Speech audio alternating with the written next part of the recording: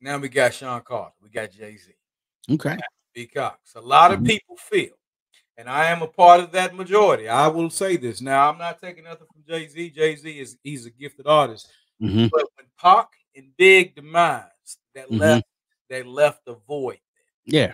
Now, nobody can tell me that, hey, it would be quite the same if them two entities were still here.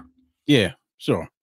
Because what do you feel when you think about Reasonable Doubt, that being, certified as a classic album and acclaimed?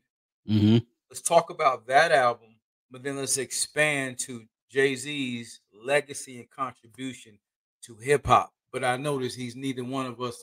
He's not in our. We didn't name him in our top 2, top 3. Not that I know. He's not. So yeah, let's kind of expound on that. And what is it about it that maybe didn't? Why he's not on your Mount Rushmore of the top 3 of all time? Because well, let me just say this. That's a lot to unpack. But go ahead. It is. So when Reasonable Doubt dropped, Jay dropped it, and he dropped it at a time and an age when he was older than most people dropped their debut album in hip hop back in the day. He was 26 when he dropped Reasonable Doubt. Yeah. But he had been in the game for a while. Okay. And he had, been and came up with Jazzo and was sort of his sidekick for a long time, but then started to get his props and his chops with performing around the city. And, eventually, but even before the Reasonable Doubt comes out, like the tastemakers in New York knew who Jay was. Okay. And the rest of us got introduced to him through Reasonable Doubt. And, unfortunately in 96, what happens is that he sort of gets a little bit lost in the traffic of the incredibleness that year was. But he drops that album during the summertime, and it definitely does some numbers, but people were impressed, but I don't think they were necessarily as impressed as they would. Because like you said, at the top of the game were Pac and Big, and Nas at this time released his second album, was wildly successful, had one of the biggest songs that summer. Yes, sir. So he kind of gets lost a little bit in the shuffle. While people know about him, he's sort of like a third or fourth option at that time, even a fifth option in some cases, if you want to be honest. Fifth option, you're right, at that time. Because let's be real. I mean, I was around during that time. I mean, I was in high school. Like, people were not checking for Jay like that back then. And Reasonable Doubt, people listened to it and thought it was good, but they don't think it was great like the way we think it's great now. Correct. So when Pac and Big both passed away, and yes, so nobody's doubting what Jay would have become eventually afterwards. I think he still would have been what he is now. The trajectory would have been, as far as skill-wise, would have been the same. Okay. But I'm not saying that. We know that. We know that. But you have to be a fool to not recognize that the void that was left there definitely aided in his commercial success eventually. Thank you. Then also he adopted a formula that worked for him, right? He became the persona truly embodied of what we figured out what Jay-Z would be, the Jigga, eventually to start off, eventually Hova. He understood eventually what it was he needed to do to sell himself to the game, to the public, to media, and he mastered that. I mean, we talk about his legacy overall and what it led to. I mean, we're talking about the end of the decade. By the time the end of the decade comes around, he has released his third album, which is still his best-selling album to date, Volume 2. Yes, sir. He comes out with Volume 3, which makes him an even bigger star. By the time Rock La Familia drops in 2000, he's the biggest star in the game at that point in time, but in a very competitive industry, by the way, still. DMX was out there. Don't forget, DMX was doing his thing. DMX was out there. Ja Rule was still, and Murder Inc. was wildly popular during that time. Nelly was out and around. Country Grammar dropped in 2000 during that. It was a competitive marketplace, but Jay was out there, and he was in the midst of building not just himself as a brand, but Rockefeller as a brand. Because then by the time the rest of the decade rolled around, the 2000s, Rockefeller was not just Jay. It was Memphis Bleak. It was Beanie Siegel. It was State Property. It was eventually Diplomats. Yeah. Kanye West. So what Jay's legacy in hip hop to me overall is exactly what he told us so many years ago, is that he wasn't a businessman. He was a businessman. Let me handle my business. Damn. What he mastered was he, along with a few others during that time, found out how to be able to leverage himself as a brand. You taking all of his accomplishments, all the accolades and everything, turned that into a mountain of different opportunities that came his way afterwards, right? Okay. Now, unfortunately, what those mountain of opportunities did was lead basically to the demise of his greatest creation, which was Rockefeller, you know, because then at some point in time, Jay became way too big for the little pond to be around with his buddies, you know, with Dame and with Biggs. He felt as though he needed more at that time. Let's call it is for what it is. He did. And when you get to a certain point where you feel like somebody's holding you back, you're going to want to go ahead and go to bigger oceans. You know, you're going to want to. When you're in the tank and you feel like the tank can't hold you no more, you got to jump out that tank and jump in the bigger pond or go to the river to get out to the ocean. So what his legacy is that he found a way to leverage himself as a brand and to leverage his record label and company as a brand that became a lifestyle for so many people. Because when Rockefeller was in his prime, I'm in college, so I see it clearly, right? What he has become, the sayings, like the quotables, the brands, Rockaware, Armadale, and you know, all these different brands that he partners with, it becomes a big deal. The shoes, the S. Carters for Reebok, you know, he found a way to leverage himself as a brand and to make it become so many different other things. It's sort of like the hustle mentality, right? You get a quarter, turn it into a half, turn a half into a pound, turn a pound into 2 pounds, 2 pounds into 4 pounds. It's the same philosophy.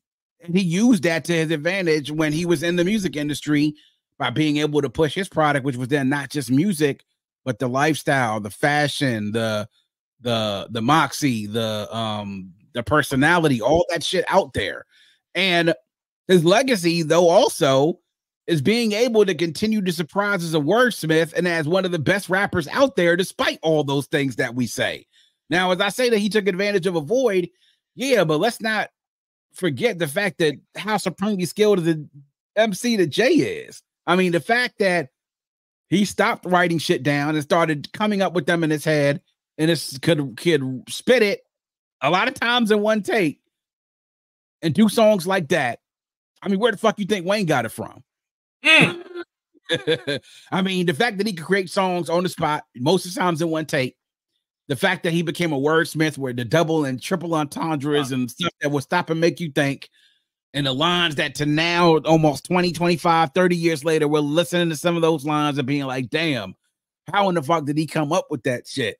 And so you think about that period between 96 and 03, between Reasonable Doubt and the Black Album, it is a meteoric rise from somebody that was an afterthought in 96, to be quite honest. It was. To being somebody that in 03, we couldn't understand why the fuck he was retiring. We were like, no, you can't retire with the Black Album. What you mean you gonna fade to the black? Fuck you talking about? Exactly. And so by the time the Black Album drops, his legacy at that point is already secure. I mean, he's already released, to my count, surefire 3 classic albums, 2 other albums you can probably consider to being close to classics.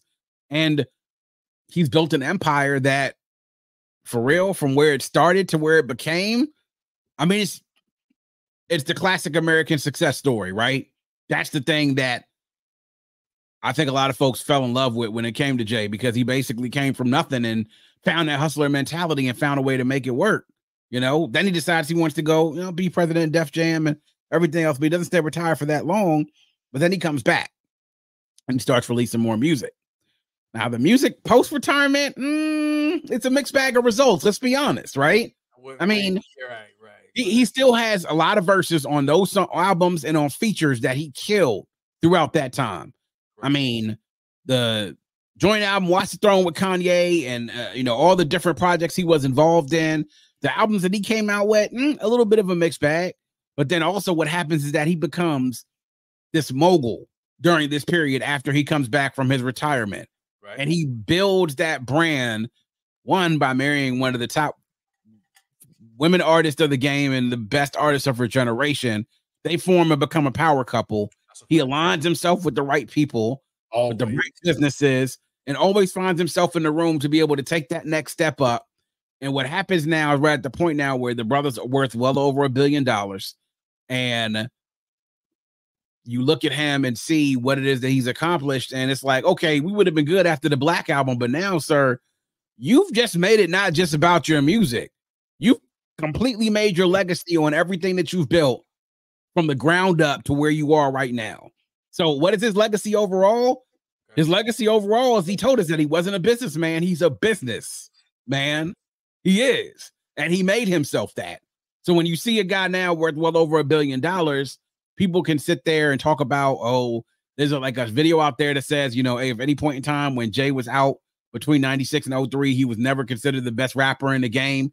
And if you stop and think about it, you could make an argument, but you're not having a conversation about hip hop between those years without him, at least in your top three. That's fair. At least in your top three. That's fair. You know, yeah.